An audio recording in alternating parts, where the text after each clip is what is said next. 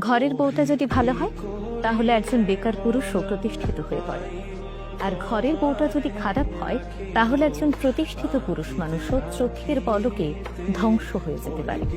হ্যাঁ, ছেলেদের জন্য বউটা আসলেই ম্যাটার করে।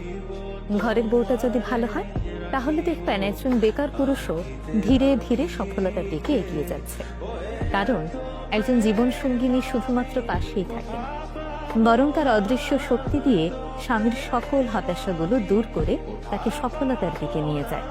স্বামীকে ধৈর্য দেয়, সাহস যোগায়, তার খারাপ সময়গুলোতে ধৈর্য ধরে তার পাশে থেকে সেই সময় মোকাবেলায় সাহায্য করে। ফলে ছেলেরা ভেতর থেকে অন্যরকম একটি শক্তি অনুভব করে, আর এই শক্তি তাকে ঠেলে সফলতার দিকে নিয়ে যায়। অপরদিকে ঘরের বউটি যদি চরিত্রের দিক থেকে খারাপ হয়, নেতিবাচক মনোভাবের হয়, তাহলে একজন প্রতিষ্ঠিত পুরুষও ভেতর থেকে ভেঙে পড়ে।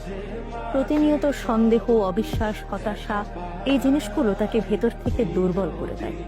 ফলে তিনি ধীরে ধীরে তার কর্মস্পৃহা হারিয়ে থাকেন এবং জীবনযুদ্ধে অনেকটাই পিছিয়ে পড়েন। তাই ছেলেদের জীবনে স্ত্রী আসলেই ম্যাটার করে, কারণ স্ত্রী শুধু একজন সঙ্গী নন, তার চলার পথে সাহসের উৎস কিংবা ধ্বংসের কারণ।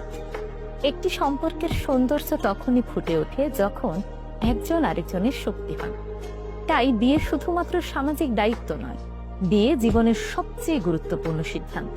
তাই এমন একজনের হাতেই নিজের ভবিষ্যৎ তুলে দেবেন যাকে আপনি বিশ্বাস করতে পারেন। এমন একজনকেই বেছে নেবেন যার কাছে আপনার স্বপ্নটা তার স্বপ্নের মতোই গুরুত্বপূর্ণ।